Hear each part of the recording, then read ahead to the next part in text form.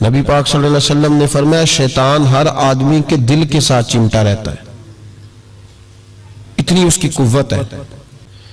شیطان کی زندگی کا یہ حال ہے کہ اب تک اسے موت بھی نہیں آئی۔ اس کے اختیار کا یہ حال ہے کہ وہ جہاں چاہتا ہے پہنچ جاتا ہے، جو چاہتا ہے وہ کر لیتا ہے، وہ دلوں تک رسائی رکھتا ہے۔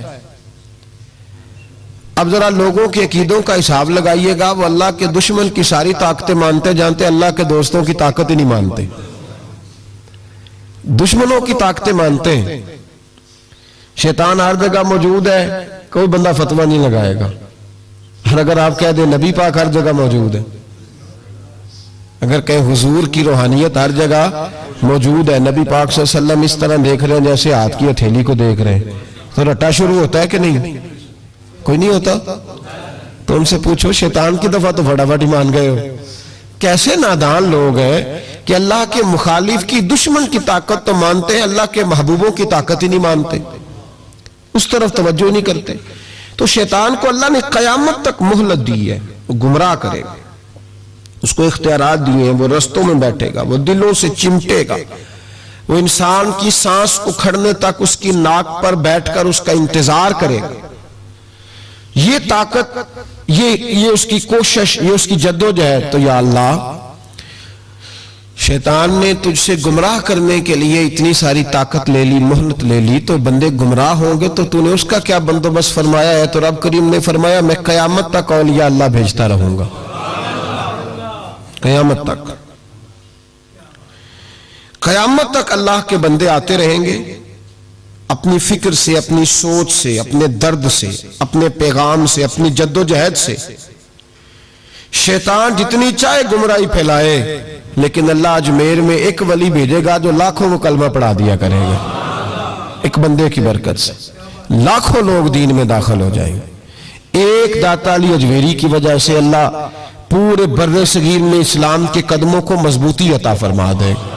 تو اللہ فرماتا ہے اگر میں نے دشمن کو اتنی اجازت دی ہے تو میں نے دوستوں کو بھی بڑی رحمتوں سے نوازا ہوا ہے۔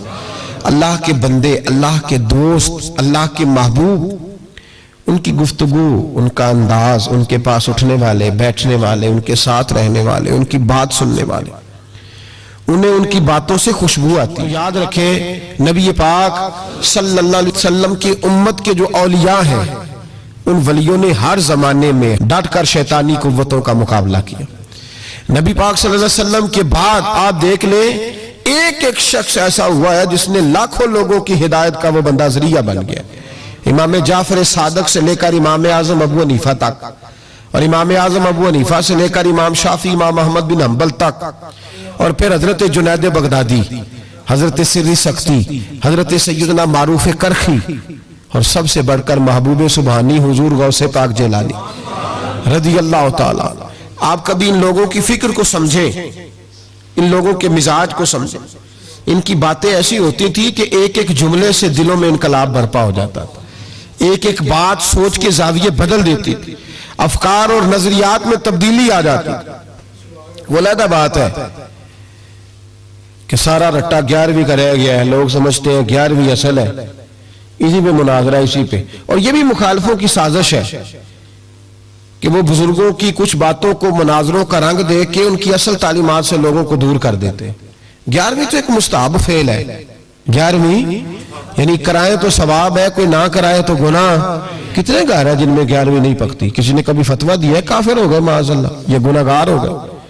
11ویں، اور جو پکانے والے ان سے بھی ایک گزارش ہے کہ 11ویں مستحب ہے، اس کے لیے مسجدوں میں اعلان نہیں کرنے چاہیے، اس کے لیے فجر سے پہلے سپیکر نہیں کھول جانا چاہیے کہ سارا محلہ چندہ دے، 11ویں پکانی ہے، مستحب فعل ہے۔ اور مستحب کے لیے سوال کرنا منع ہے، منع ہے سوال کرنا۔ اعلیٰ حضرت نے لکھا ہے کسی نے عمرے پہ جانا ہے، دل تڑپ رہا، پھر بھی اس کے لیے سوال کرنا منع ہے۔ کسی کو کہہ نہیں سکتا کہ میں نے جانا ہے، حالانکہ نبی پاک کے روزے کی حاضری اگر کسی نے ایک دفعہ بھی نہیں دی، اعلیٰ حضرت فرماتے ہیں حضور کے روزے پہ جانا امت کے لیے واجب ہے۔ تو اس کے لیے جب سوال کی اجازت نہیں تو مستحب کام کے لیے لوگ سویرے سپیکر کھول لیتے اور جناب گلنے لگے ہوئے یہاں 11ویں کا حصہ ڈالو، تو 11ویں کا یہ مقصد نہیں۔ لنگر شریف تبرک ہے، برکت ہے، شفا ہے، سارا کچھ ہے، لیکن اس کے لیے سوال کرنے کی اجازت نہیں ہے. اپنی مرضی سے کچھ لوگوں کو توجہ اگر ہے اور وہ مل کے کوئی ایسا بندوبست کر لیتے ہیں تو اس میں منع نہیں.